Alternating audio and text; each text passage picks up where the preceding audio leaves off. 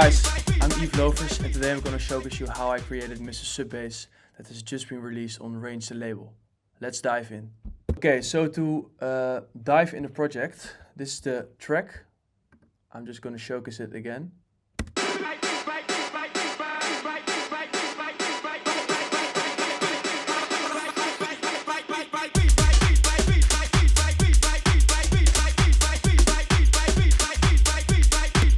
I think some of you already know this track, but if you haven't, this is the track that I'm about to break down completely.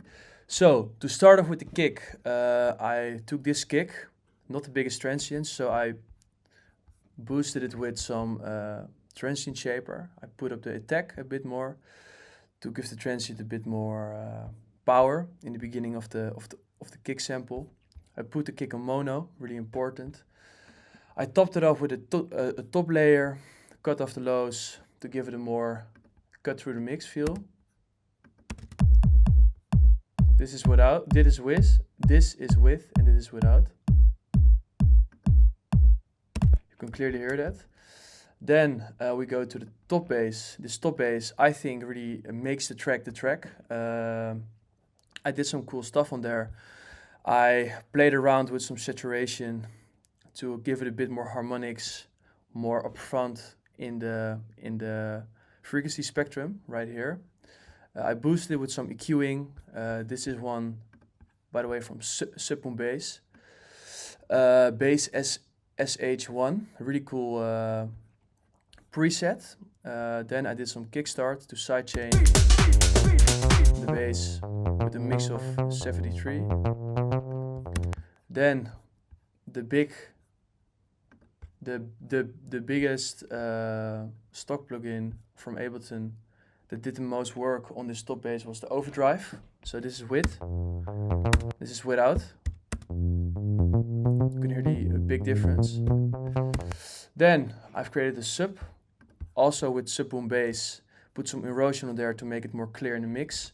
Put some sidechain on there and boosted some lows. Together they sound like this. Sub bass solo. So they play a bit different from each other, which gives a cool call response feature in here in the bass, in the low end. And then together with the kick it sounds like this. I put a tape recorder on my kick and bass group to give the lows a bit more warmth. And a really nice touch. I did some compression here with a clean low end preset from Pro MB, which I really like. Oh, and I checked phase with Shaper Box in an oscilloscope. Okay, then moving on to the drums. What did I do? Some really basic drum samples this time. I used a lot of loops in this track. This is a really old project, so now I work with more MIDI. Back in the days I worked with more audio. Some basic EQing, some cutoff in the low end, of course, to give the low end more space. For this example, I use the phase to give it a more left-right feeling in the drums. Together with the rest of this loops, it sounds like this. Then with the clap,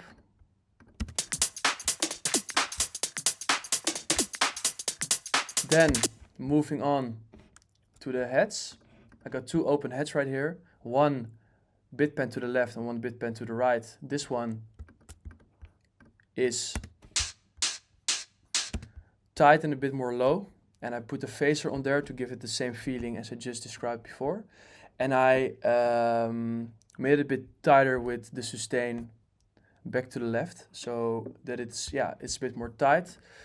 For this one, for the open head 2, it's a bit more of a high head, literally. I did nothing to it, it was already good, and together it sounds like this. Then I got here a snare that I boosted a bit around 250 Hertz to give the snare a bit more power in the mix as well. And then top of this drums, in my opinion, is this sound that's been added after the second drop. It's this one. It gives that extra touch to the drums, so that it doesn't really need the top bass when it drops here. It's the second drop. So all the drums together here are, and this one makes the difference in my opinion. Okay, so then we move on to the synths, or the chords, and all the melodic stuff. I used an old main disco step here. I gave it a bit more tension with Endless Smile. If I do it extreme, you can hear that. This is what it normally does, but I automated it a bit up, so it gives a bit more tension throughout the break into the drop. I created a fade from this sample right here. I created a fade. It sounds like this.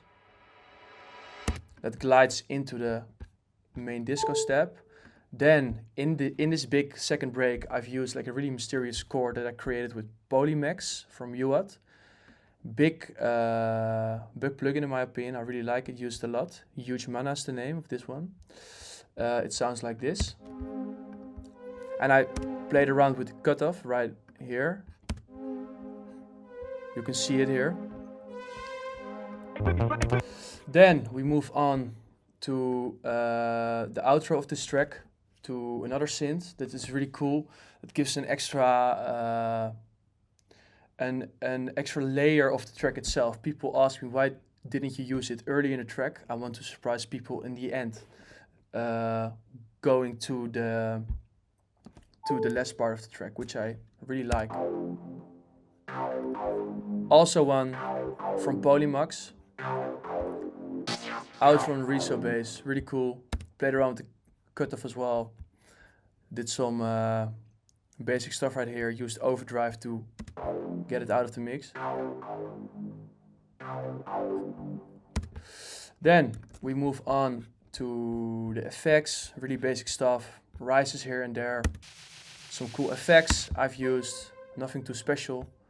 And then we fold this one in, and then we go on to the chords, not really chords. Just in my template, I've put here a vinyl noise, really low on the background to give that old school feel, which I really like. I did some telephone vocal EQing on here to give it a bit more, an even more old school feel, and boosted it more to the sides with an imager from Ozone, which I really like. Then, moving on to the last part of this track, the main vocal. I think this is the one that really makes this track, together with the top bass. They work perfectly together.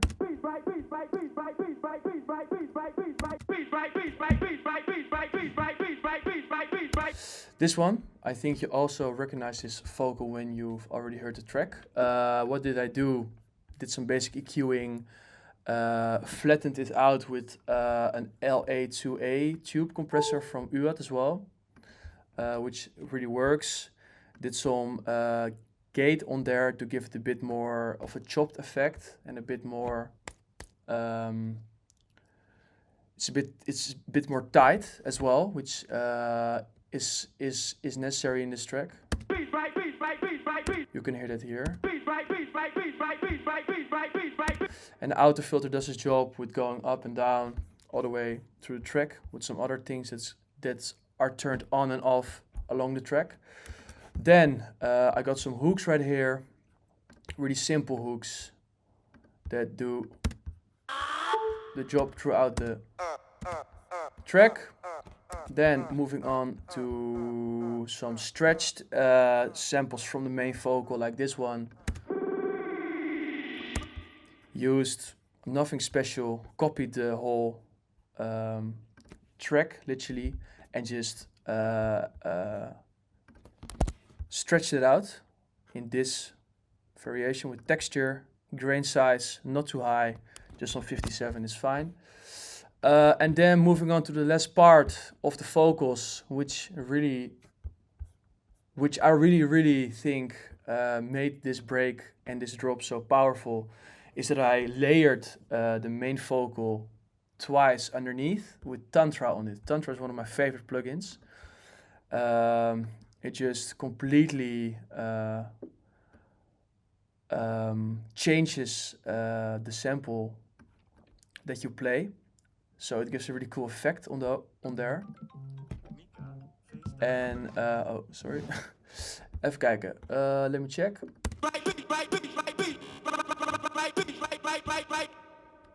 This one is the one with Tantra on there, and Tantra. This is the preset I used, the repeater. Then underneath I got another one, the same one, but then with a different Tantra setting, namely Bad Heaven. Now, and together they sound like this, and that's when the drop hits afterwards.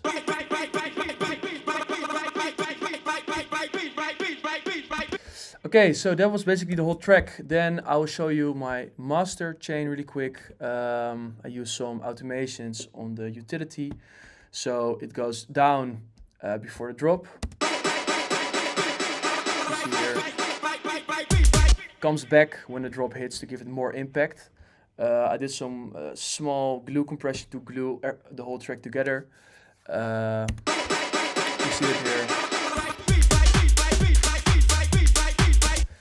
Did some imaging automation as well, going more to the mid and then going back to the sides. Same for the reverb, a bit more reverb in the break, no reverb in the drop. And same with the EQ, a low cut going up, up, up until the drop, and then when the drop hits, it goes back. And that was basically it, guys. Thank you for watching, and yeah, hope to see you guys soon again. Peace out.